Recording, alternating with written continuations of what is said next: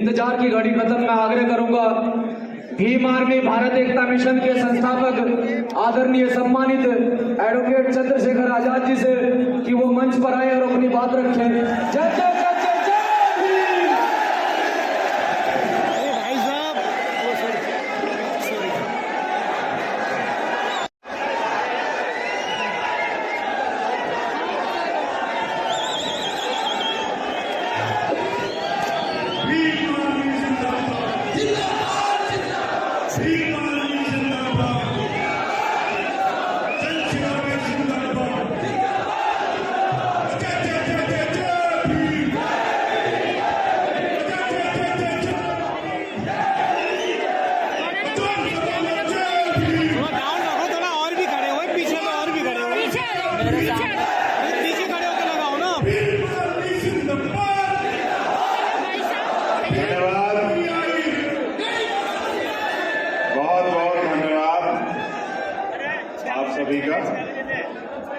सर्वप्रथम तो पूरे देश से यहां पहुंचे भीम आर्मी भारत एकता मिशन, आजाद समाज पार्टी काशीराम और जो अन्य बहुजन संगठन हैं उनके जो साथी यहां पहुंचे हैं, मैं भीम आर्मी के 7वें स्थापना दिवस पर आपको हार्दिक बधाई देता हूं, आपके लिए मंगल कामनाएं करता हूं।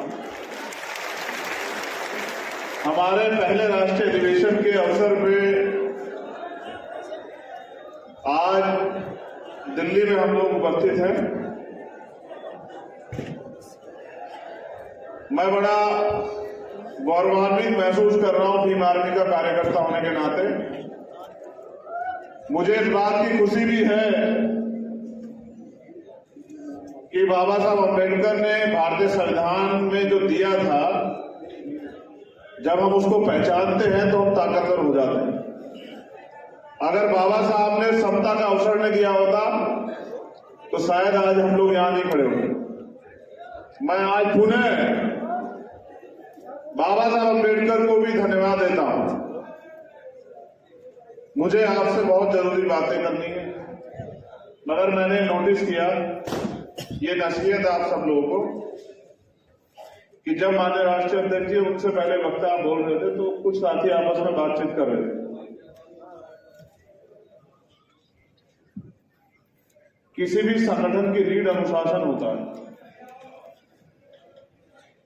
और इसके लिए मैं खुद को दोषी मानता हूं कि आप लोग अभी अनुशासित नहीं हो पाए हैं। इसके लिए मैं खुद को दोषी मानता हूं। अभी तो हमारे लोग बैठना भी नहीं सीखे। जिन लोगों को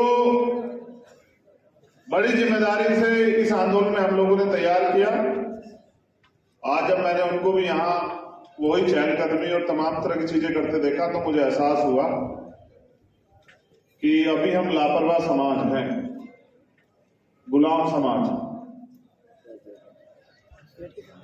तो गुलाम ना प्रधान बनाते ना प्रधानमंत्री। मुझे धोखे में मत रखो यार।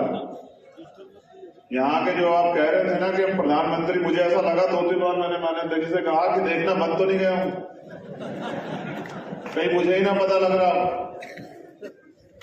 ऐसे प्रधान नहीं बनता है, प्रधानमंत्री बहुत दूर की बात। धन्यवाद। बहुजन समाज में समय समय पे जन्मे सभी संतों गुरुओं महापुरुषों को नमन करता हूं। करुणा के सागर तथागत गौतम बुद्ध, संत शिरोमणि सदगुरु रविदास जी महाराज, भगवान वाल्मीकि महाराज, गुरु नानक देव, संत कबीर, गुरु घासीदास जी, नारायण गुरु, संत तुकाराम, पेरियर रामा स्वामी नायकर, महात्मा ज्योतिबा फूले, छत्रपति साहू जी महाराज, बाबू जगदेव प्रसाद कुशवाहा, जननायक कपूरी ठाकुर, महामना रामस्वरूप वर्मा, मां छलकारी बाई, मां अवंतिका बाई लोधी, मां अहिल्याबाई होलकर, मां फातिमा शेख, मां रमाबाई, मां सावित्रीबाई फूले, आप सबको भी नमन करता हूं। मां उदादेव पासी, इस देश के जो वीर शहीद हैं उनको भी नमन करता हूं। मान्यवर दीना भाना वाल्मीकि साहब को, कोतवाल धन सिंह गुर्जर को, सर छोटू राम को, परम पूजनीय विश्व रत्न डॉक्टर बाबा साहब अम्बेडकर जी को, और मेरे गुरु, मेरे आदर्श मान्यवर साहब श्री काशीराम। कोई गुरु किसी को ऐसे नहीं मानता। राष्ट्रपिता ज्योतिबा फुले 1890 में चले गए और 91 में पैदा हुए बाबा साहब अम्बेडकर। उन्होंने उनको देखा भी नहीं लेकिन गुरु माना। उसका एक कारण मात्र एक था कि वो अपने लिए नहीं जिए। हम लोग जो आप सिखाने का काम करते तो सबसे पहली लाइन ये सिखाते हैं कि एहसान फरामोश व्यक्ति समाज और देश पे कलंक होता है। जब हम लोग काम करते हैं तो हम एक दूसरे के लिए नहीं, जो कर्ज हमारे ऊपर है उसके लिए काम करते हैं। आज अगर ये अवसर मिला है, ये सम्मान का जीवन मिला है, ये जैकेट, ये जूते चप्पल, ये मंच और ये माइक मिला है, तो ये हमारे महापुरुषों के संघर्ष की देन है। काशीराम साहब कहते थे कि भारतीय संविधान हमारे महापुरुषों के संघर्ष का निचोड़। मैं गौरवान्वित हूं कि मैं भीम आर्मी का एक कार्यकर्ता हूं, लेकिन मुझे उससे भी ज्यादा खुशी है कि मैं भीम आर्मी का एक अनुशासित कार्यकर्ता हूं। क्योंकि अगर मैं ही अनुशासित नहीं हूंगा तो दूसरे को कैसे कहूंगा। समय समय पर मैंने बहुत सारी गलतियों से सीखा है और पिछले आंदोलन से भी सीखा। मैं आपको विश्वास दिलाता हूं कि वो दिन नहीं आएगा जिस दिन मेरी वजह से आपका सम्मान कम हो या आपके ऊपर कोई उंगली उठाए कि आपका नेता कमजोर। ये आज 7वें स्थापना दिवस पे राष्ट्रीय अधिवेशन में मेरा आपसे वादा।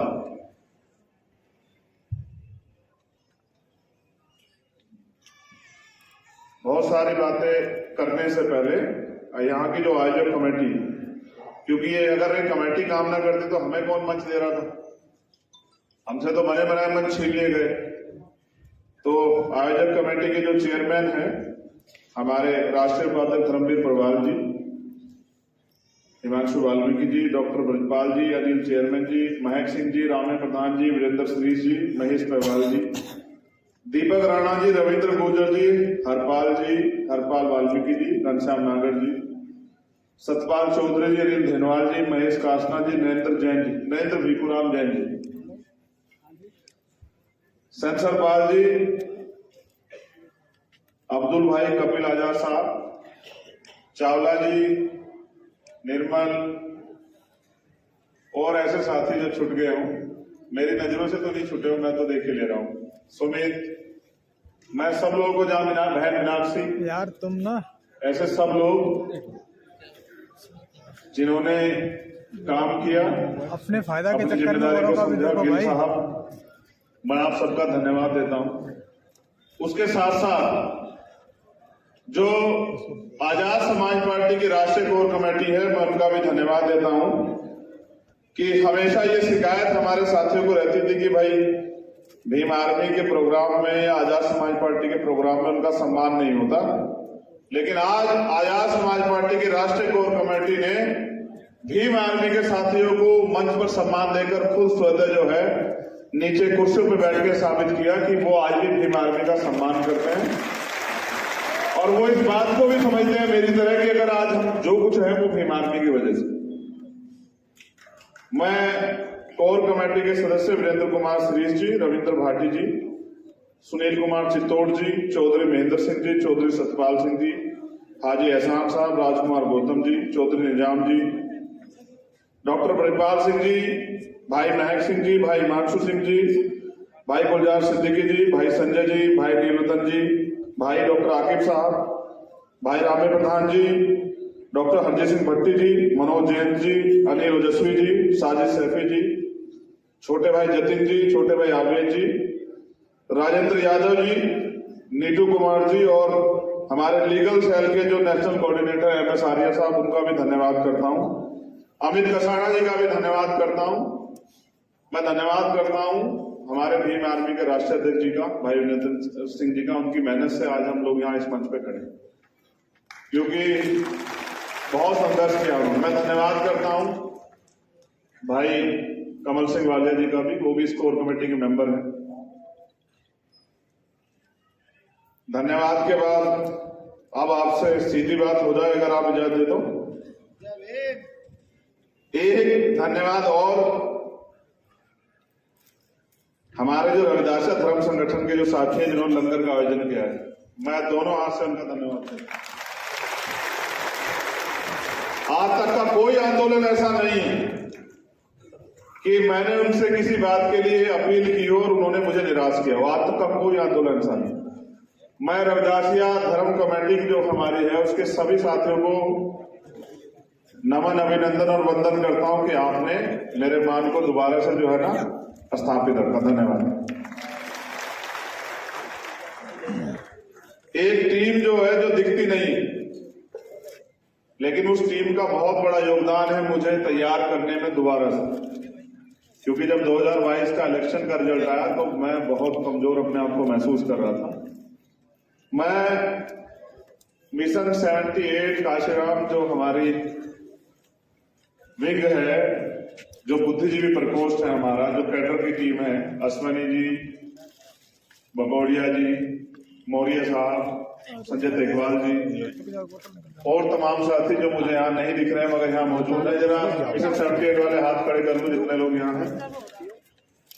कल्याण सिंह जी, विजेंद्र जी, आप तमाम लोग मैं धन्यवाद करता हूँ आप सब लोगों का। इंदिराज जी, मेरा डाउन हो गया, दोबारा से ताकत देने के लिए धन्यवाद। विश्वास करो ये ताकत बहुत दूर तक जाएगी।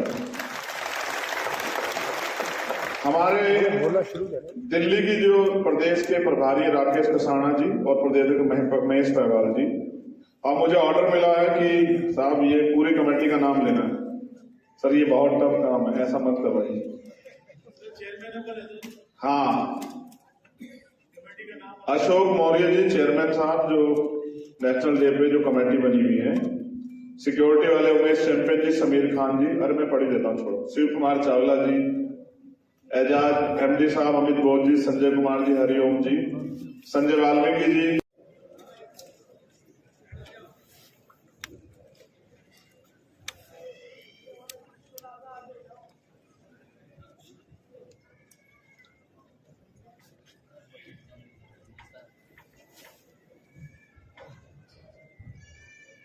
एक सज्जन ने मैंने सुझाव भी मांगे थे, उन्होंने भेजा, उन्होंने लिख के भेजा कि पत्थर की कीमत तब समझ में आती है जब सुनसान सड़क पर आवारा कुत्ते आपको घेर लेते। छोटा पत्थर देखा आपने, उसकी कीमत कब समझ आती है? जब सुनसान सड़क पर आवारा कुत्ते आपको घेर लेते। उसी तरह संगठन का महत्व तभी समझ आता है जब आप मुसीबत में होते हैं। जब तक आप मुसीबत में नहीं होते आपको लगता है हमें क्यों जुड़ना चाहिए संगठन से और हमें जुड़ के क्यों काम करना चाहिए। लेकिन जैसे आप पे मुसीबत आती है तो आप सोचते हैं कि भाई अगर हम संगठन में होते तो आज हमारे साथ ये अन्याय ना हो। इसलिए केवल संगठन से जुड़ना ही महत्वपूर्ण नहीं, संगठन के प्रति अपने कर्तव्यों का निर्वाह भी करते रहे। सिर्फ विपत्ति आने पर संगठन से अपेक्षा ना करें, साथ रहे, संगठित रहे और सुरक्षित रहे। हमने तय किया है बड़े पैमाने पर अनुशासनहीनता देखने को मिलती है तो भीम आर्मी, भारत एकता मिशन और आजाद समाज पार्टी एवं पार्टी के अन्य संगठनों के लिए समन्वय समिति का जो है निर्माण किया जाएगा। वो समिति जो समन्वय बनवा के सब लोगों से सबको साथ लेके चलेगी, वो राष्ट्रीय स्तर पर कार्य करेगी। इस समन्वय समिति के जरिए आज के बाद जो भी आपसी कोई गुटबाजी या कुछ भी होगा या किस तरह से मिलकर काम करना है, इसकी जिम्मेदारी इनके पास होगी। बहुत जल्द इसकी डिक्लेरेशन इनके नाम मैं आप लोगों के सामने प्रस्तुत कर दूंगा, क्योंकि मैं इसमें अपना समय खराब नहीं करना चाहता। आप चाहते हैं मैं तेजी से दौड़ूं और मैं भी चाहता हूं कि मैं तेजी से दौड़ूं। दूसरा, एक अनुशासन समिति, क्योंकि मैंने देखा है कि भाई हो सकता है मेरे द्वारा कोई गलत फैसला हो जाए, हो सकता है अध्यक्ष के द्वारा कोई गलत फैसला हो जाए, हो सकता है प्रदेश के व्यक्ति के साथ के द्वारा कोई गलत फैसला हो जाए। उसको रोकने का एकमात्र तरीका यह है कि एक अनुशासन समिति राष्ट्रीय स्तर पर बनेगी, प्रदेश स्तर पर भी उसकी टीम होगी अगर कोई भी कार्यकर्ता गुटबाजी करता है या जो दिशा निर्देश दिए गए हैं उसके खिलाफ जाता है तो इस अनुशासन समिति के जरिए जो है ना उन पर कार्रवाई की जाएगी। वो चाहे पुराना हो या नया, कोई फर्क नहीं पड़ता। जो अनुशासन तोड़ेगा उस पर कार्रवाई, चाहे वो चंद्रशेखर आजाद हो, चाहे वो विनय सिंह हो, कमल वालिया, कोई भी XYZ, नियम सबके लिए। ये कमेटी, अनुशासन कमेटी पहले बन जाती तो शायद आज इतनी दिक्कत खड़ी ना होती।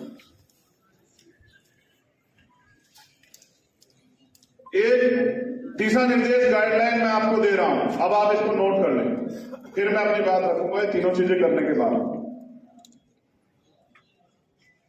कोई भी पदाधिकारी कार्यकर्ता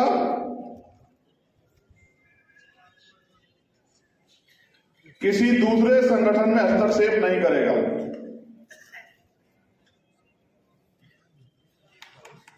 मिशन 78 के लोग नोट क्यों नहीं कर रहे हैं?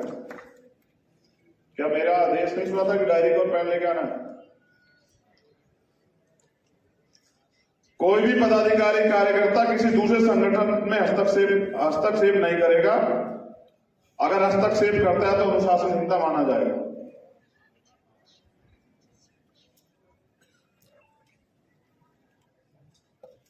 नियुक्ति करने का अधिकार प्रदेश संगठन के पदाधिकारियों का अपना होगा। जरूरत पड़ने पे अपने समांतर या बड़े पदाधिकारियों से सलाह या सहायता ले सकते हैं।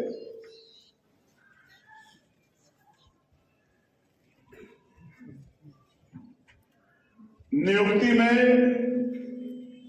संपूर्ण बहुजन समाज का प्रतिनिधित्व अनिवार्य होगा और साथ में महिलाओं का भी प्रतिनिधित्व भी सुनिश्चित किया जाएगा। आज के लिए खेद है कि एक भी बहन को मौका नहीं मिला वोट बात रखने का और ना ही कोई बहन मंच पे थी। हम इस गलती में दोबारा सुधार करेंगे, दोबारा ऐसी गलती नहीं होनी चाहिए। सब लोग आयोजक कमेटी ध्यान रखें। जिले स्तर से विधानसभा स्तर तक के पदाधिकारी सीधे राष्ट्रीय नेतृत्व को संपर्क नहीं करेंगे। उपरोक्त पदाधिकारी प्रदेश नेतृत्व को ही संपर्क करेंगे।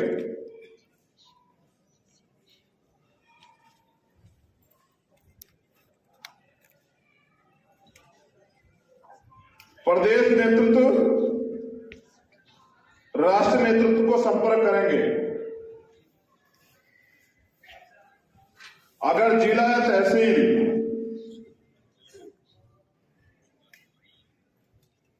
या विधानसभा का पदाधिकारी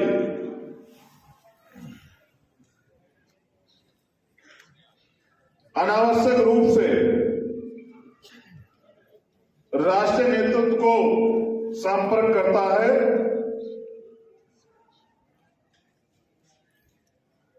बिना प्रदेश नेतृत्व की अनुमति के, तो अनुशासनहीनता माना जाएगा।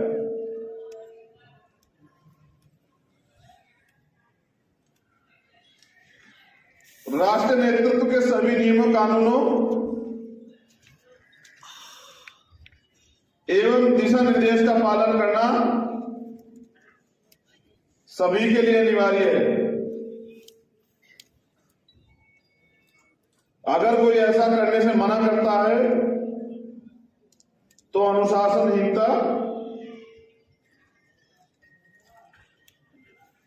के दायरे में आएगा।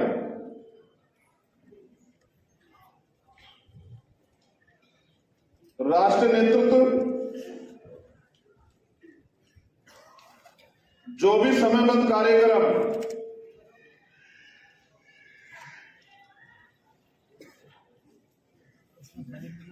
करने को कहता है तो सभी कार्यकर्ताओं को कुछ निश्चित समय में उस कार्य को संपन्न करना होगा।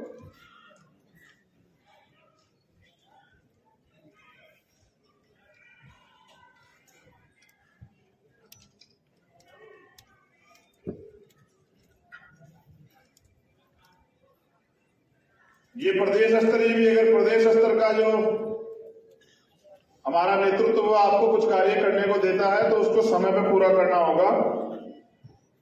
अगर तय समय पे कार्य पूरा नहीं होता तो इसको कार्य के प्रति लापरवाही माना जाएगा, जिसका वह पदाधिकारी स्वयं जिम्मेदार होगा।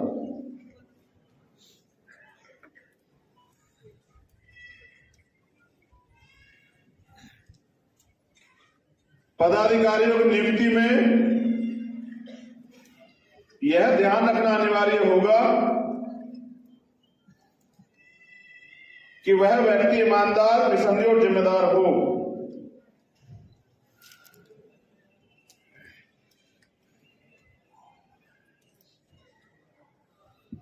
नियुक्ति की प्रक्रिया में पारदर्शिता अनिवार्य होनी चाहिए। संगठन में परिवारवाद की कोई जगह नहीं। पारिवारिक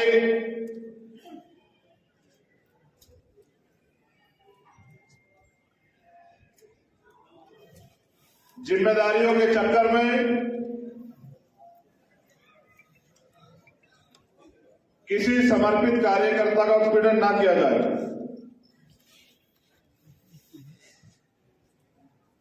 इसलिए योग्य व्यक्ति को ही नियुक्ति दी जाए। सभी पदाधिकारी विधानसभा स्तर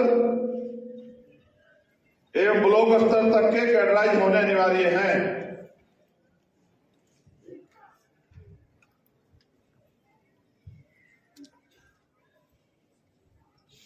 नए नियुक्त पदाधिकारियों को 3 महीने के अंदर कैडर लेना अनिवार्य होगा। यह सुनिश्चित करना अनिवार्य है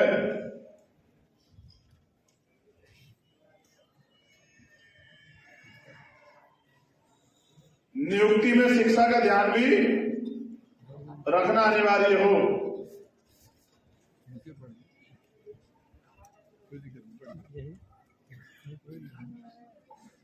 सभी पदाधिकारियों कार्यकर्ताओं को जमीन पर जाकर काम करना अनिवार्य है, चाहे वो हमारे राष्ट्रीय स्तर के पदाधिकारी हो या प्रदेश स्तर के। अभी आपका आंदोलन इतना मजबूत नहीं हुआ कि आप लोग सिर्फ मंचों पर जाकर बैठे और भाषण दें। अभी आपको उस कार्यकर्ता के साथ खड़े होकर उसके मनोबल को बनाना है, उसको मजबूत करना है। उदाहरण के तौर पे हमें दुश्मन से भी सीखना चाहिए कि जो हमारे विपरीत विचारधारा की पार्टी के शीर्ष नेतृत्व हैं वो अपने बूथ तक के कार्यकर्ताओं के बीच में जाते हैं, लेकिन अब हमारे पदाधिकारी सिर्फ रैलियों में या मंचों में ही जाते हैं। इससे तो आंदोलन आगे नहीं बढ़ेगा। अगर कोई जनता के बीच जाकर कार्य नहीं करता तो उसे लापरवाही माना जाएगा।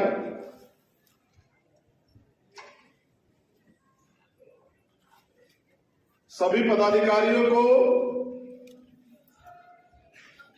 कार्यकर्ताओं को अपने कार्य क्षेत्र में ही रहकर कार्य करना है। दूसरे के कार्य में हस्तक्षेप और दूसरे के क्षेत्र में हस्तक्षेप नहीं करना है।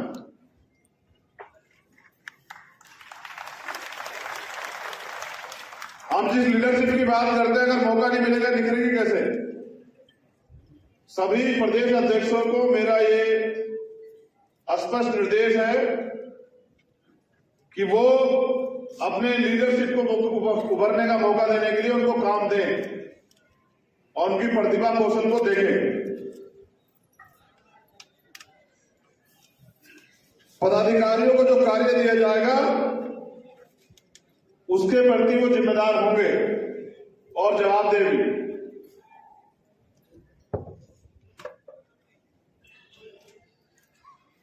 किसी भी संगठन का कोई पदाधिकारी कार्यकर्ता, ये गंभीर है तो नोट कर लेना, किसी भी संगठन का कोई भी पदाधिकारी कार्यकर्ता अन्य किसी राजनीतिक पार्टी एवं संगठन का समर्थन नहीं करेगा।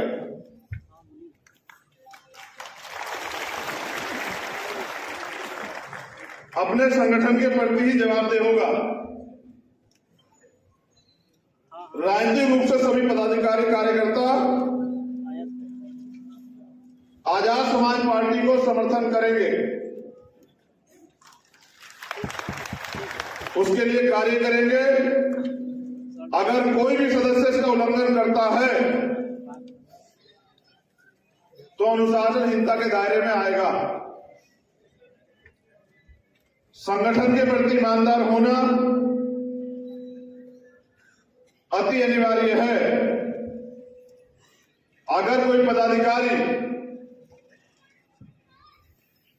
चाहे राष्ट्रीय स्तर का हो या प्रदेश स्तर का या जिला स्तर का या उससे भी नीचे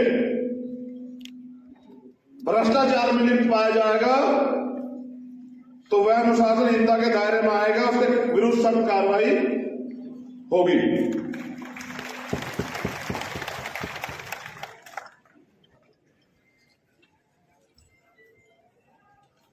धन्यवाद।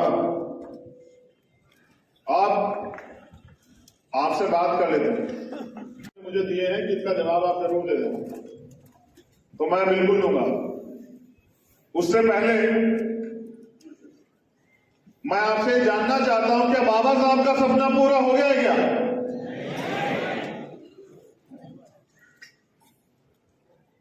तो बाबा साहब का सपना पूरा करने के लिए आप लोग क्या करें?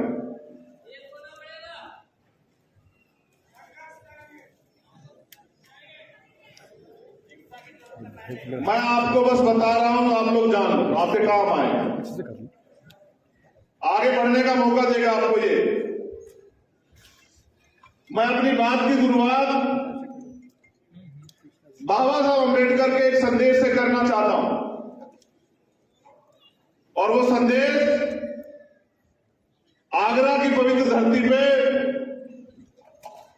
18 मार्च 1956 को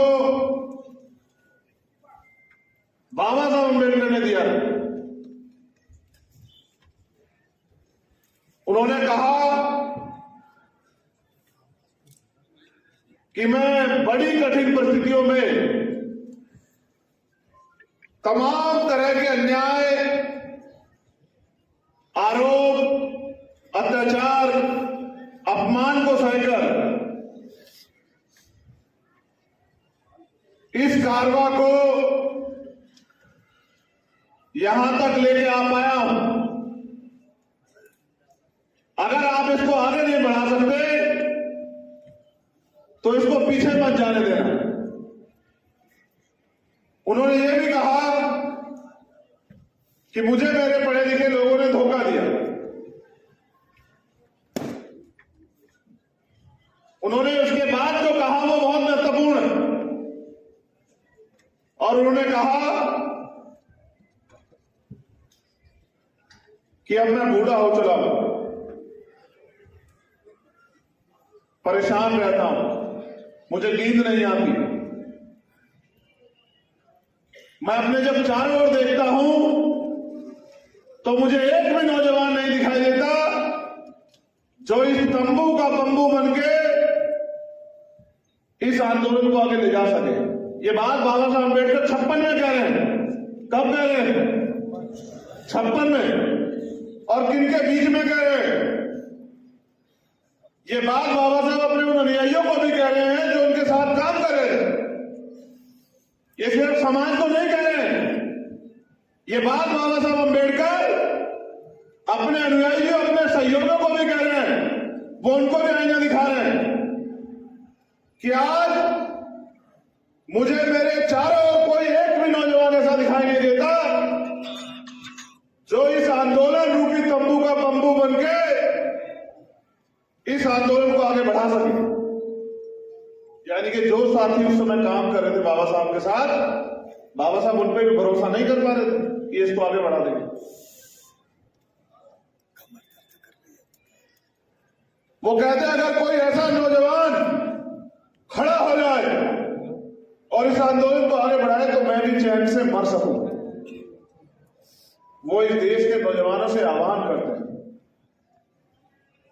कि उठो, जागो।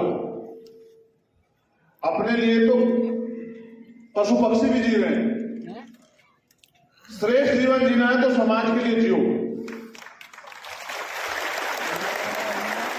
आज भीम आर्मी वही तो कर रही है।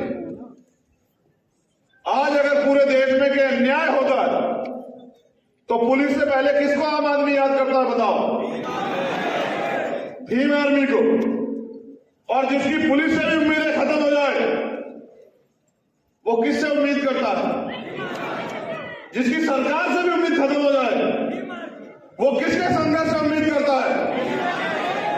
और ये मेरी ताकत नहीं है, ये इस मंच की ताकत नहीं है, ये ताकत है उस कोने में और वहां सामने में ठहरे कार्यकर्ता की, जो न दिन देखता है, न रात देखता है, न सुबह देखता है, न शाम देखता है, न धूप देखता है, न बारिश देखता है, न भूख देखता है, न प्यार देखता है। बस उसको एक आदेश या एक जानकारी मिली होती है कि मेरे समाज पे, इस बहुजन समाज पे अत्याचार हुआ है, फिर उसको रोकने वाली ताकत जो है वो फिर सरकार के पास नहीं। इसी क्रम में यहां सीएचए के भाई बहन भी आए हुए हैं मेरी जानकारी में। जो लोग राजस्थान सीएचए के जो भाई बहन हैं वो मेरे सामने वो भी आए हुए हैं और उन्होंने मुझसे कहा था कि भाई सरकार हमारी बात नहीं मान रही है, आपको हमारा साथ देना होगा। मैंने उनसे वादा किया था कि हमारा अधिवेशन खत्म हो जाने दो, इस राजस्थान सरकार की भी अकल ठीक करने का काम भीम आर्मी के लोग करेंगे।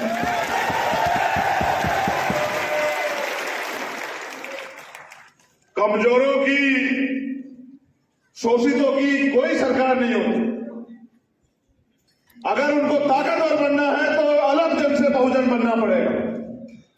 जब आंदोलन की शुरुआत की थी तब मेरी सोच ये नहीं थी, तब मेरा लक्ष्य भी ये नहीं था। और मैं अपने अध्यक्ष जी से कह रहा हूं, अध्यक्ष जी यहां बैठे, ये सपना नहीं था अध्यक्ष जी कि एक दिन ऐसा आएगा कि एक विशाल मंच पे हमारा स्वागत होगा या हमें सुनने के लिए लाखों लोग आएंगे, ऐसा नहीं सोचा था। लेकिन ये समय, परिस्थिति और आपके साथियों का संघर्ष है। मैं धन्यवाद देता हूं सहारनपुर की धरती को भी,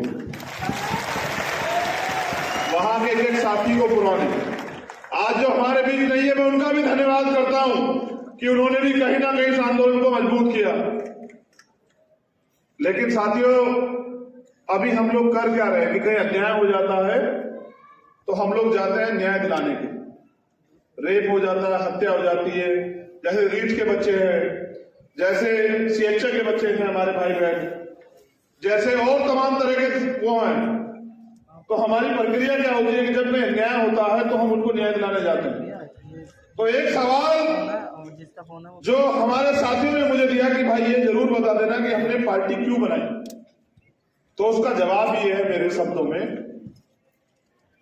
आप सब लोग यहां उपस्थित है, 22-23 स्टेट की टीम के रिप्रेजेंटेटिव, प्रदेश अध्यक्ष या कोई साथी मौजूद है। तो आप ये बताओ कि जब भीम आर्मी ईमानदार से लड़ाई लड़ती है और जब भीम आर्मी के साथियों के साथ कोई मुसीबत आती है तो कोई पार्टी है ऐसी जो आपके लिए लड़ती हो?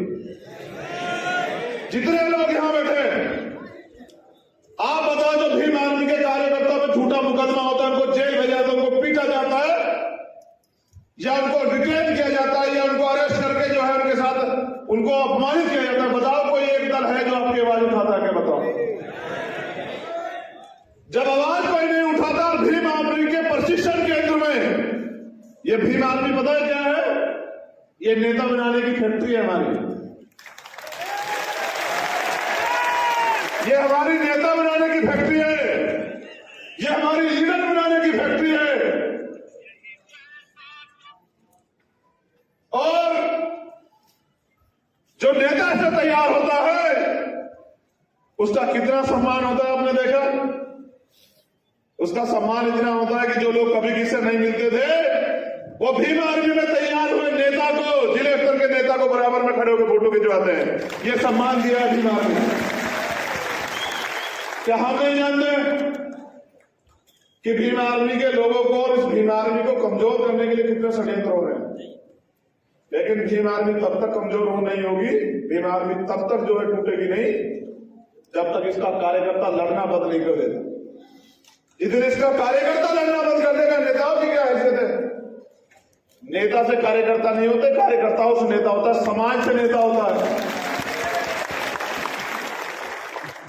मैंने बहुत सोचा, मैंने इस मंच पे हमारे आदरणीय भंते जी भी उपस्थित हैं, हमारे संत भी उपस्थित हैं, लेकिन मैंने ये सुना है कि जिनका राज नहीं होता उनका धर्म नहीं चलता, जिनका राज होता है उनका धर्म आगे बढ़ता है। और ये मैंने सवाल पिछली बार भी छोड़ा था बहुत बड़े मंच पे कि दुनिया में भारत से क्या बुद्धिज्म आज यहां अल्पसंख्यक क्यों, इसका कारण क्या है? तो इसका एकमात्र कारण यह है कि यहां उस विचारधारा को मानने वाले लोगों का राज नहीं। और तानाशाही कोई करे, चाहे वो भारत के प्रधानमंत्री हो या श्रीलंका के प्रधानमंत्री हो, तानाशाह का हाथ एक जैसा होता है, उनको छोड़ के भागना पड़ता है। कल श्रीलंका में था, जिस दिन भीम आर्मी के लोग अनुशासन में तैयार हो जाएंगे, ये भारत में भी होगा, आप देख लेना। जन आंदोलन भारत में इसलिए नहीं खड़ा होता मेरे साथियों, क्योंकि अभी हम जातियों में बटे हुए हैं। आज मैं दलितों की तरफ से नहीं बोल रहा हूं, आज मैं अल्पजनों की तरफ से नहीं बोल रहा हूं, और मुझे अल्पजन बनाओ भी मत। मेरी एक ही पहचान है, मैं बहुजन। ये आंदोलन 15 बनाम 85 का है, और इस देश में 85 राज करेंगे, इसकी तैयारी भी हमें करनी पड़ेगी, क्योंकि हमने उनको 70 साल से मौका दिया, सारी सरकारें उनकी बनी, स्टेट की हो या सेंटर की। आज भी हमारे लोग आंसू आंसू के लिए मजबूर है, रोटी रोटी के लिए मजबूर, कपड़े मकान के लिए मजबूर है, और इन्हीं बात पे हमारी वोट ली जाती है कि आपको ना अनाज दे देंगे, आपको चावल दे देंगे, तेल दे देंगे, दाल दे देंगे, हमें वोट दे दो। मैं जब बहुत गहराई से भारतीय राजनीति का अध्ययन करता हूं तो मैं देखता हूं कि इस देश में 50 से 55% लोग वोट करते हैं, यानी कि 45% लोग वोट नहीं करते। हमारी तो आबादी 85% है, तो ये 45% लोग अपने मत का प्रयोग क्यों नहीं करते? क्योंकि वो आज तक वोट के प्रति जागरूक हुए ही नहीं है। उनको लगता है कि एक दिन छुट्टी का, उस दिन छुट्टी मनानी, बाद में रोते रहते हैं पूरे 5 साल कि साहब हमारे हिस्से में कुछ आया नहीं।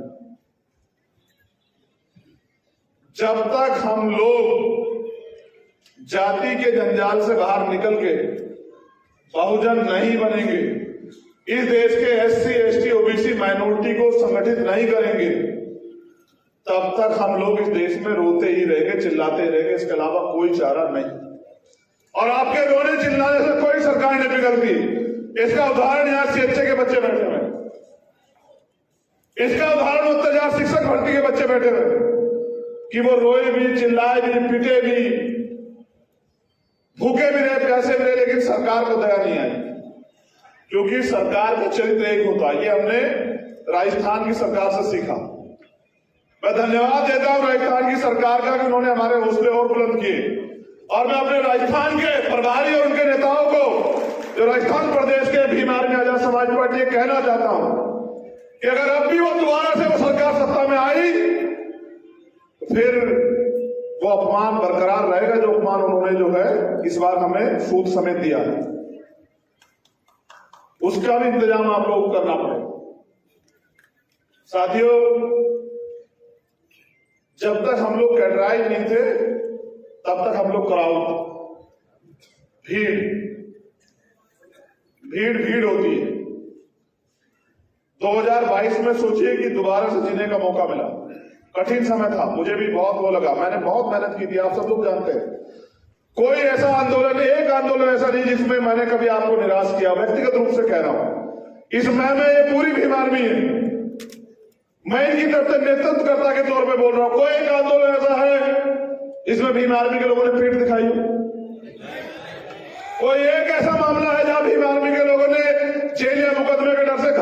घर की तरफ रास्ता किया हो? मुझे तो आज भी वो याद है जब 5 मई का हादसा हुआ, फिर 9 मई का जो पूरी घटनाक्रम हुई, फिर उसके बाद 16 महीने एक एक दिन ये सोच के काटा जेल में, मैंने और मेरे भाइयों ने, भाई वीरेंद्र सिंह जी, कमल भाई, मंजीत भाई और सारे साथी, ये सोच के काटा कि अगर मौका मिलेगा तो ये अन्याय किसी और के साथ ना हो, इसकी तैयारी हम लोग करेंगे।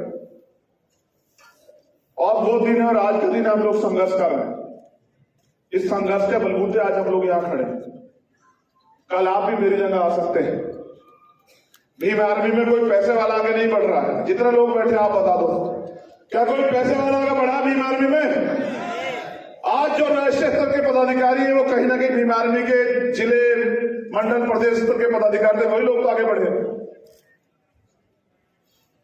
अब हमने इसका संविधान बना दिया। कल हम सभी प्रदेश अध्यक्षों को संविधान दे देंगे। इसमें कार्यकाल तय होगा कि प्रदेश अध्यक्ष या राष्ट्रीय अध्यक्ष कितने समय के लिए रहेगा, वो पूरा हमने बना लिया। इसमें यही नहीं कि सिर्फ एक ही आदमी राष्ट्रीय अध्यक्ष रहेगा, उसके लिए एक पैमाना, मेहनत करते रहिए, आगे बढ़ते रहिए। हो सकता है कल उस भीड़ में से बैठा व्यक्ति भी वो इस संगठन का राष्ट्रीय अध्यक्ष। शर्त एक है कि पैमाना पैसा नहीं, आपका काम और आपका अनुशासन है। अगर आप काम अनुशासन को प्रायोरिटी ना देके किसी दूसरे रास्ते से घुसना चाहते हैं तो ये तब तक तो संभव नहीं जब तक मैं हूं। और अभी मैं कहीं जाने वाला नहीं, याद रखो। अभी तो लड़ाई शुरू हुई, अभी तो इसको अंतिम दौर में लेके जाना है, अभी तो हमें अपने पैरों पे खड़ा होना है, अभी तो शुरू हुआ है। मैंने अपने ऊपर भी अनुशासन समिति, समन्वय समिति को रखा है कि अगर कल मैं भी कोई गलती करूं तो मेरे ऊपर भी कार्रवाई हो सके, क्योंकि अक्सर जिनको हम ताकत देते हैं वही लोग तानाशाह हो जाते हैं। इसलिए मैंने सारे डायरेक्शन और सारे दिशा निर्देश और मुझे भी चलाने की जो ताकत है, रणनीति बनाने की जो ताकत है, वो समन्वय समिति और अनुशासन समिति को दी कि कल कोई और डिक्टेटर ना पैदा हो जाए, वरना फिर कार्यकर्ता कभी आगे नहीं बढ़ सकता है। हमने पिछली गलतियों से बहुत सीख ली और उस सीख के जरिए आज हमने सीखा है कि हमें कैडर को गांव तक लेके जाना पड़ेगा अगर इस देश में हमें राज्य व्यवस्था कायम करनी। क्योंकि एकमात्र सिद्धांत ये है, हमारे साथियों ने भी मुझे जागरूक कराया, अवगत कराया कि दुनिया में 2 तरह की व्यवस्था जो है ना है। कितने तरह की व्यवस्था है? एक राज व्यवस्था और दूसरी समाज व्यवस्था। जिनका समाज व्यवस्था पे कब्जा होता है, अधिकार होता है, वर्चस्व होता है, उन्हीं का राज व्यवस्था पे अधिकार। तो हमें अपनी व्यवस्था को मजबूत करना पड़ेगा। और व्यवस्था को मजबूत कौन करेगा? नेता नहीं। अच्छा सोचो, मेरी तरफ भी देखो कि मैं कहां खड़ा हूं। अगर आप मुझसे कहो भाई मैं अभी आपके राजमिस्त्री के रूप में हूं, समझते हैं कौन होता है राजमिस्त्री? हाँ वही। अगर आप ये समझो कि राजमिस्त्री सरिया, बजरी, सीमेंट, पानी, रेत अपने घर से लाए तो कैसे हो जाएगा भाई बताओ? क्या मकान बन सकता है? मकान तब बनेगा जब समाज उसकी व्यवस्था कराएगा। और मुझे कष्ट है, इतना काम करने के बाद हमारे साथियों को कहना पड़ रहा था कि दबों की तरफ देख लो, ये बड़ा दुखद है, लेकिन कोई बात नहीं। एक बड़ा वर्ग हमसे दूरी बनाए बैठा है, मेरा उनको भी संदेश, जो समाज का बुद्धिजीवी वर्ग, कि हम लोग काम करने को तैयार हैं। आप पॉलिसी बनाने की जिम्मेदारी लीजिए। आपका अनुभव, हमारा संघर्ष मिलकर जो है इस देश में हम लोग राज व्यवस्था कायम करेंगे। आप बुनियाद, नींव बन के जो है वो काम कीजिए, क्योंकि नींव जो होती है ना, नींव अगर वो ढकी रहे तो बहुत अच्छी, अगर नींव दिखने लगती है ना, तो यानी कि बुनियाद अगर दिखने लग जाएगी तो जो निर्माण कार्य है जो बन रहा है वो गिर जाएगा। इसलिए नींव को ना दिखे। जो हमारा कर्मचारी अधिकारी वर्ग है, मैं उनसे बात कह रहा हूं कि भाई अब आप भी अपनी जिम्मेदारी तैयार करो। आज दिल्ली में अधिवेशन बता रहा है कि हमने कमर कस ली है कि 2024 से पहले जो लक्ष्य मैं आपको दूंगा, टारगेट बना जो मैं आपको दूंगा, उसको पूरा करके हम हर कीमत पे यहां भारतीय जनता पार्टी को सरकार बनाने से रोकेंगे। क्योंकि इस भारतीय जनता पार्टी की सरकार ने एक एक करके हमारे सारे अधिकार वापस जो है छीन के और मनुस्मृति को इस देश में लागू करने का जो है मन बना रखा है। और वो रोज इस बात को उनके धार्मिक गुरु, उनके सामाजिक लोग, वो लोग इस बात को कहते भी रहते हैं। इसलिए क्योंकि गुलामी नहीं सहनी है, इसलिए भीम आर्मी की जिम्मेदारी बनती है कि जो भीम आर्मी को काम दिया गया है वो उस काम को करे, और वो काम कैडर के माध्यम से हम लोग बता भी रहे हैं। आप टारगेट सुन लीजिए, मैं आपको टारगेट बता रहा हूं, नोट कर लीजिए सभी प्रदेश अध्यक्ष और कार्यकर्ता साथी भी नोट कर लें। इन टारगेट को पूरा करना है 2021 से 2022 तक, 22 से 23 तक। हम 2022 में 1 साल के अंदर टारगेट है, बताओ मदद करोगे नहीं करोगे? बताओ, जो जिम्मेदारी मिलेगी उसका पालन करोगे? नोट करो, ये टारगेट है हमारा 1 साल का। जब अगला राष्ट्रीय अधिवेशन होगा तो हम हिम्मत से कह सकते हैं कि हमने क्या किया। मैंने तो सोचा था कि आज हमारे प्रदेश अध्यक्ष बताएंगे कि मेरे प्रदेश में 55 जिले हैं, मैंने 54 में संगठन बना दिया, बहुत मजबूत संगठन, और मैंने 1000 से ज्यादा मामलों में न्याय के खिलाफ लड़ाई करके न्याय दिलाया।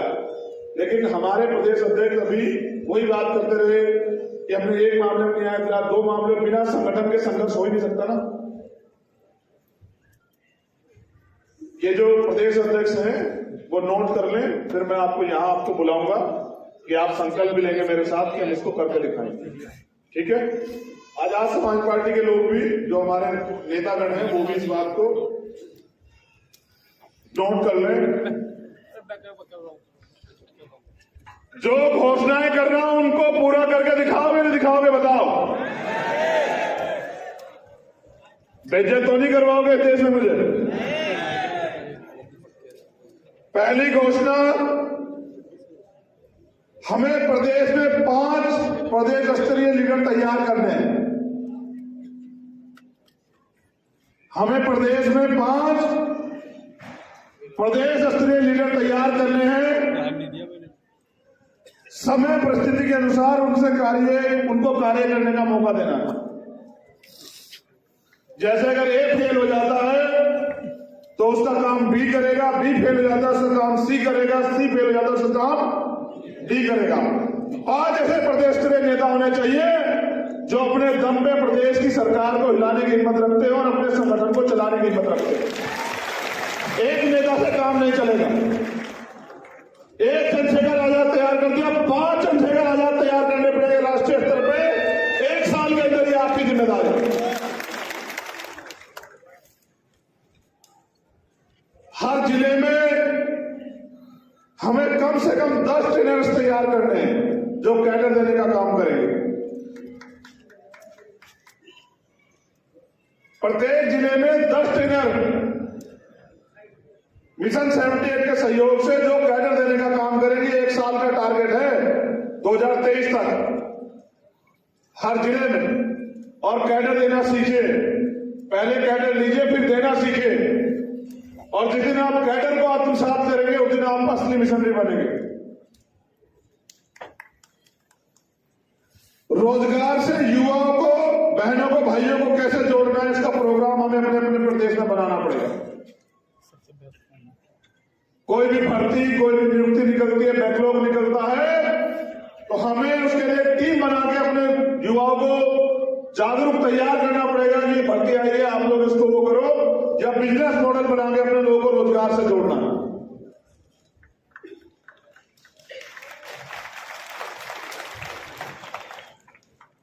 हमें दिल्ली में राष्ट्रीय कार्यालय और प्रदेशों में प्रदेश कार्यालय से 1 साल के अंदर तैयार करने, ये आप सब लोगों की जिम्मेदारी है, मेरी नहीं, आप सब लोगों की जिम्मेदारी है। एक राष्ट्रीय स्तर का कार्यालय और हर प्रदेश में प्रदेश कार्यालय, जहां से पूरे प्रदेश के लोगों को संदेश जाए, ये सारी चीजें तैयार करने की जिम्मेदारी आप लोगों की। एक सबसे महत्वपूर्ण आंदोलन जो मैंने उड़ीसा से सीखा, मैं उड़ीसा की टीम को धन्यवाद देता हूं। हमें सभी प्रदेशों में टारगेट बना के जमीन का आंदोलन चलाना है। आप दोनों नोट नहीं कर रहे भाई? आप लोग क्यों नहीं नोट कर रहे भाई? राष्ट्रीय कमेटी के जो लोग, क्लास लगा दे, आप यही लापरवाही कर रहे? क्लास लगा दे।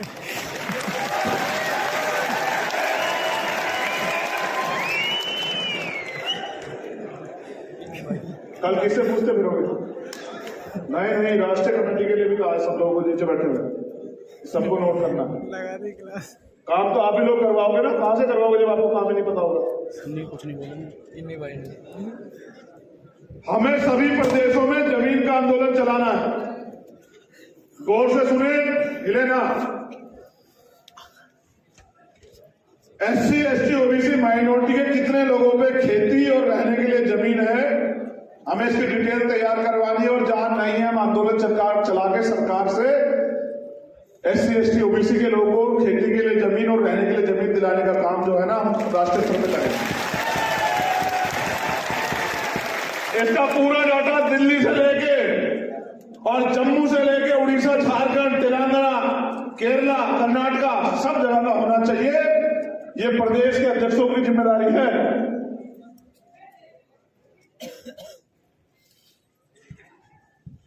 अब एक टीम जिनका धन्यवाद हुए बगैर रह गया था, मुझे मौका था कि जब वो मेरा नंबर आएगा तब मैं उनका धन्यवाद दूंगा। मैं अपनी बहुजन मीडिया का भी धन्यवाद देता हूं। ये बढ़िया करा भैया।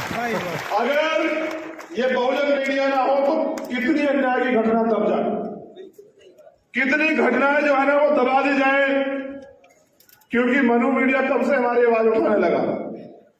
मैं बहुजन मीडिया के एक साथी का दिल से धन्यवाद करता हूं कि आप लोग बहुत अच्छा काम कर रहे हैं। महामानव तथागत बुद्ध और महापुरुषों कृपा आप पर बनी रहे। आज आपके YouTube चैनल, कल आपका नेशनल चैनल भी बने, मेरी आपके लिए मंगल कामना।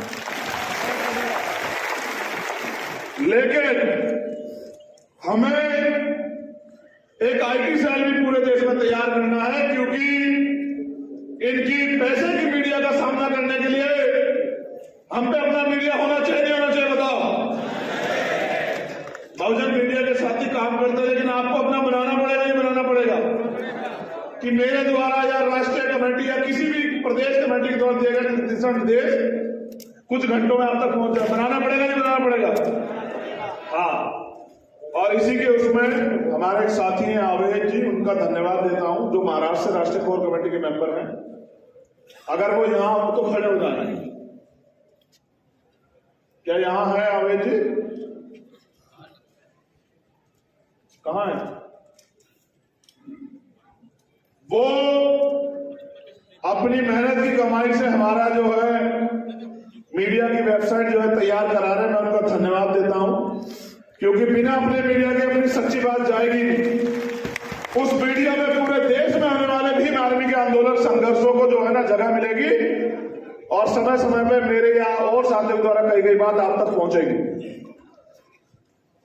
बहुत जल्द मैं उसका बहुत जिम्मेदारी से इनॉग्रेशन करूंगा। मैं आपको सबको सूचना दूंगा बहुत जल्द उसकी। जो सबसे इंपॉर्टेंट काम है भीम आर्मी के साथियों का, हमें सभी प्रदेशों में युद्ध स्तर पे संकल्प लेकर 1 लाख पाठशाला 1 साल के अंदर खोलनी। 1 लाख भीम आर्मी पाठशाला हर स्टेट के अंदर युद्ध स्तर पे तैयारी करके जिला, विधानसभा, मंडल, तहसील के लोगों को जिम्मेदारी देके 1 साल के अंदर 1 लाख पाठशालाएं पूरे भारत में हमें खोलनी है, टारगेट बना के। हिमाचल में भी खोलनी है। पाठशाला है। क्योंकि मैंने आज ही अखबार में पढ़ा, एक दिल्ली की जो सरकार है जो कहती है कि बाबा साहब का और भगत सिंह का फोटो लगाना है। मैंने ये पढ़ा पंजाब से जो न्यूज आई थी कि 2 लाख शेड्यूल कास्ट के बच्चे सिर्फ उन्होंने छात्रवृत्ति का पैसा नहीं दिया, उनको पढ़ाई छोड़नी पड़ी। ये जो है बाबा साहब की फोटो दिखा के हमारे वोट छीनने वालों का सच। जो लोग बाबा साहब की फोटो दिखा के कहते हैं कि हम बाबा साहब का आंदोलन चला रहे हैं, उनके सपनों का वो कर रहे हैं, उनको ये भी नहीं पता बाबा साहब के सपने क्या थे। इसलिए एजुकेशन के बिना, क्योंकि ज्ञान से जानकारी बढ़ेगी, जानकारी के बाद हम लोग सवाल करना सीखेंगे। तो 1 लाख पाठशालाएं खोलने कितने साथी मदद कराएंगे? हाथ खड़े करके बताओ। अच्छा, हाथ खड़े रखना एक बार। इतने लोग अगर ईमानदारी से तुम लोग साथ दे दो ना, तो मैं दिल्ली पहुंच जाऊंगा 5 साल में।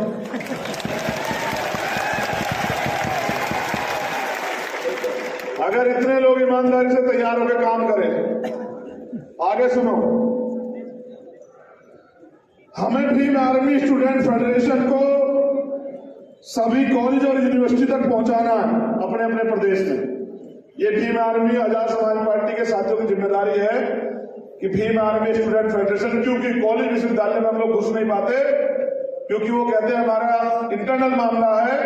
और सबसे ज्यादा शोषण जिसका गवाह दिल्ली भी है प्रोफेसर रतनलाल जी, और जिसकी गवाह लखनऊ भी है प्रोफेसर रविकांत जी। जो अपमान उन्होंने सहा वो इसी वजह सहा क्योंकि वहां भीम आर्मी स्टूडेंट फेडरेशन नहीं है।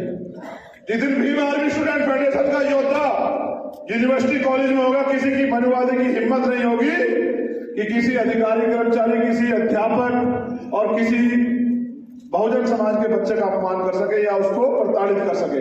हम रोहित वेमुला को खोल चुके हैं, हम अभी भी कई रोहित वेमुला होने कगार पे, अब हमें इसे बंद करना पड़ेगा।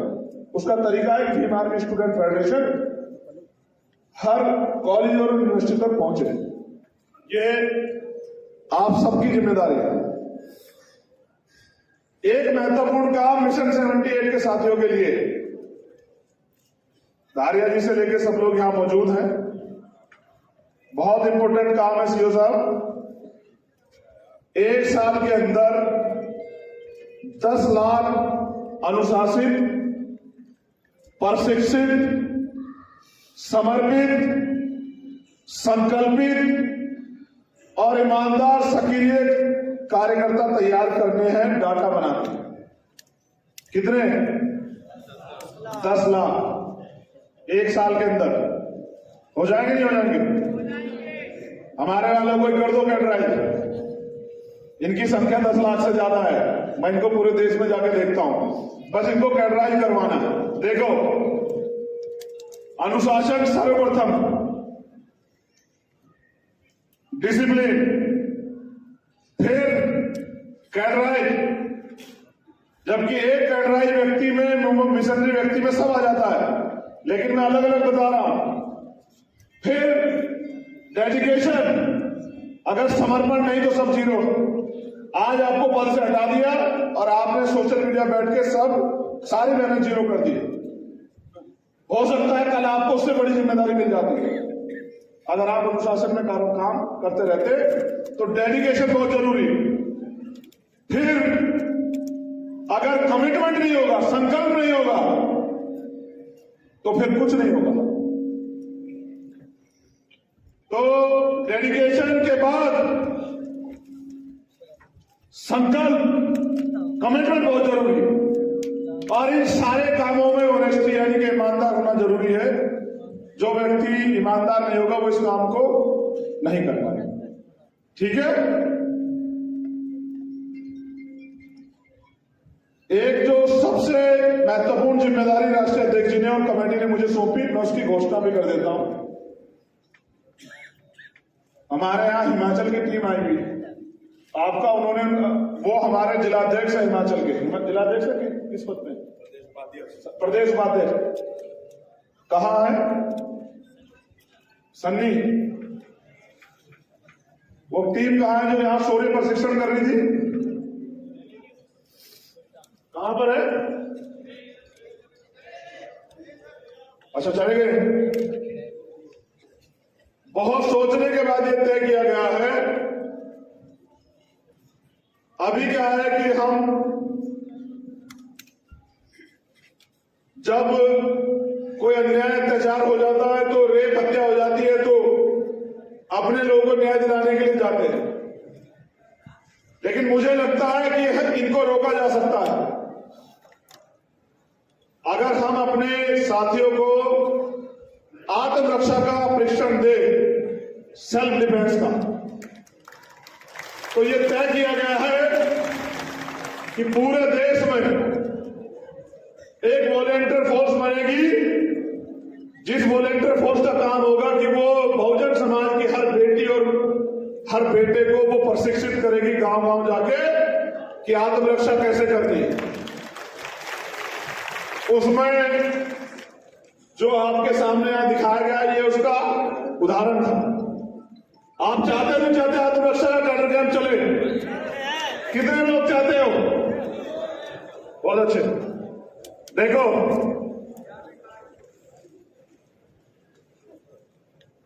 मैं जब अखबार में पढ़ता हूं, टीवी में पढ़ता हूं, जब हेडिंग चलती है कि वहां एक बच्ची के साथ बलात्कार हुआ, हत्या हुई, और ये रोज का काम, बहुत तकलीफ होती है।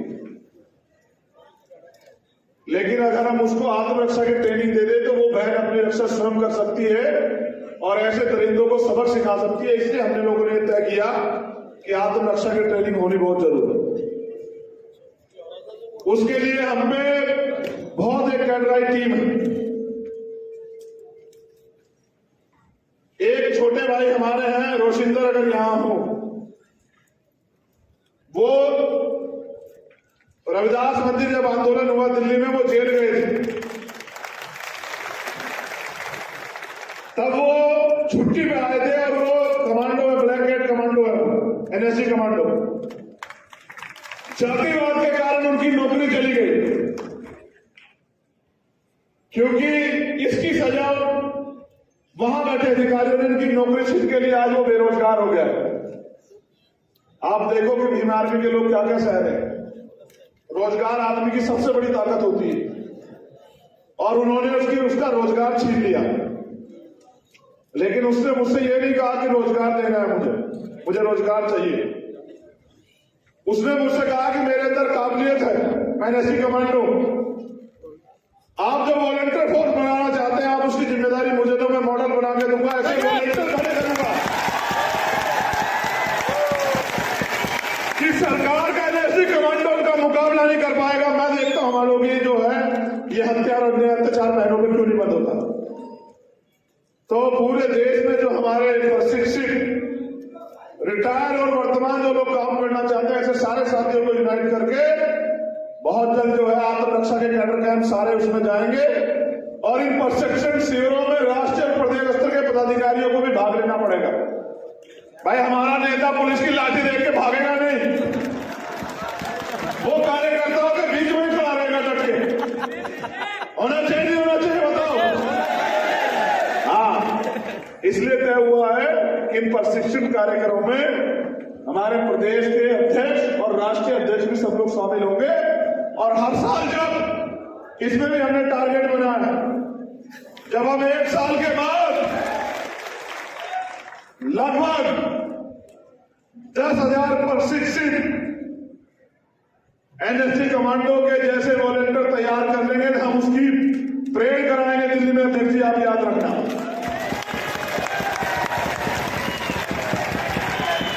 और भीम आर्मी के लोगों को ही, क्योंकि वो हमारे नेता हैं, उनको ही सम्मानित करवाएंगे। आप देखना, जिस दिन 10,000 की आपकी कैडराई फोर्स यहां उतरेगी, आप देखना कि बहुत सारे विरोधियों के हौसले उस दिन पस्त हो जाएंगे।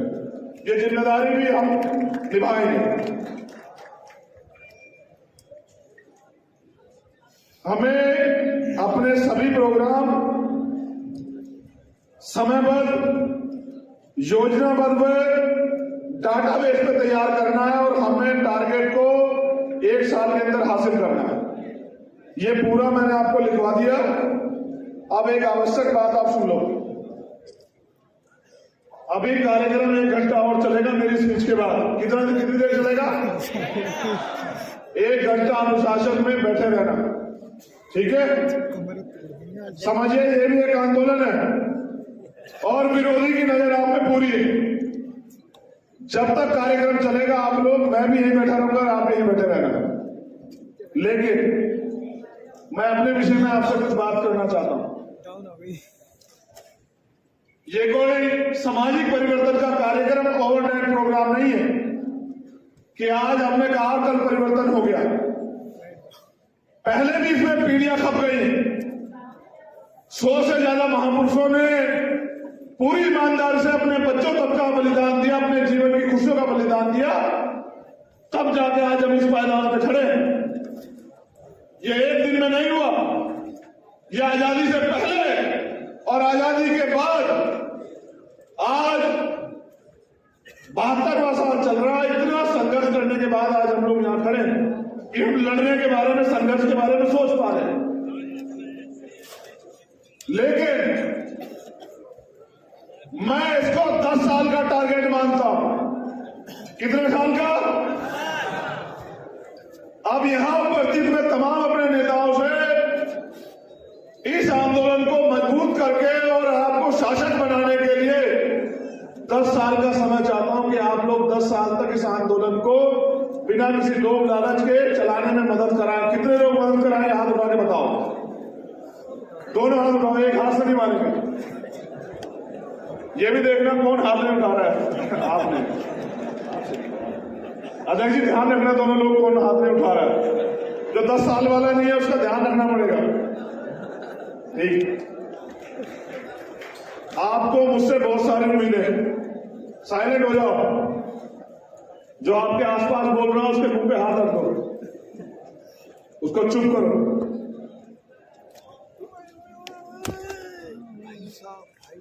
हमें कठिन समय में, जहां विरोधी बहुत मजबूत है,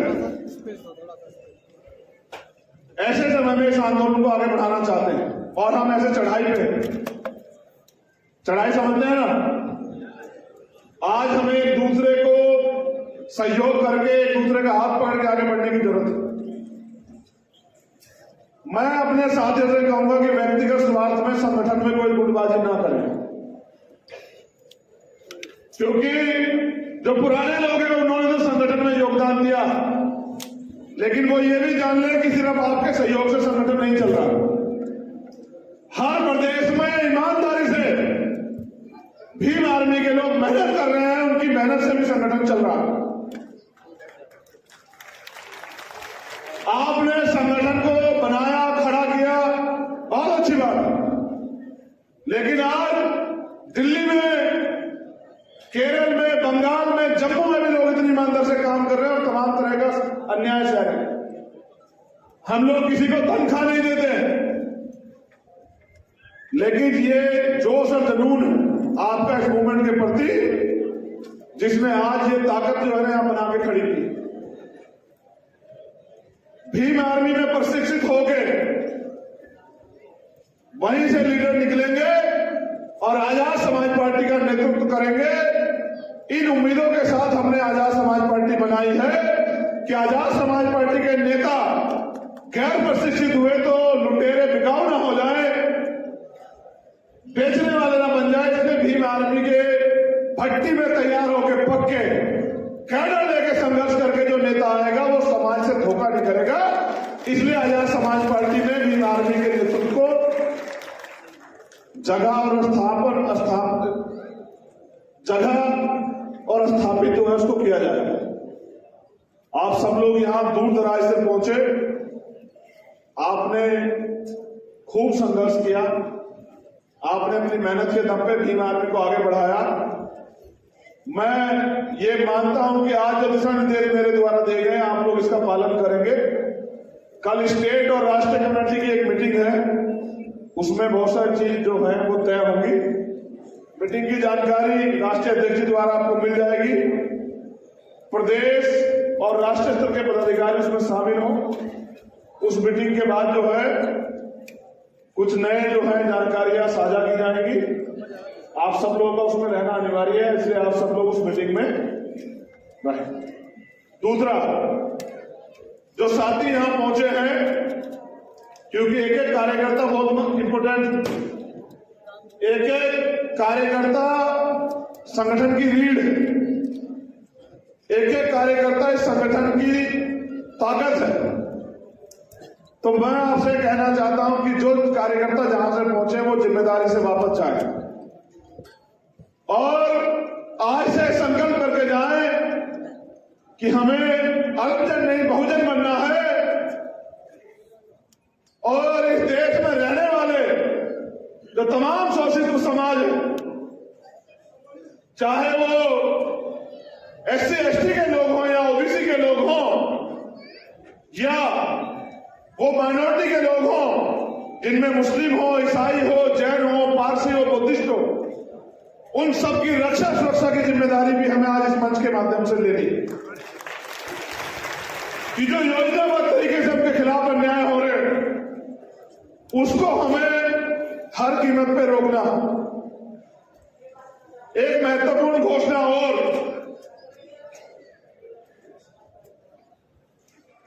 अब हम जो अपने अधिकारी कर्मचारी हैं उनकी पीड़ा को भी समझते हैं, क्योंकि वो आंदोलन नहीं कर सकते हैं, तो उनके जो इशू हैं, चाहे वो पेंशन का हो, चाहे वो प्रमोशन में रिजर्वेशन का हो, और हमारी मांग भी रहेगी कि प्रमोशन में रिजर्वेशन SC ST के साथ OBC को भी दिया जाए। उसके साथ चाहे पूरे देश में जातिवार जनगणना हो या सरकार की जो साजिशें हैं, जो तमाम तरह से देश के मूल निवासियों के साथ कर रही है, उनके खिलाफ भी हमें मूवमेंट चला के जो है उनकी सच्चाई को, उनके झूठ को जो है उजागर करना है। इसकी तैयारी भी हमें करनी है।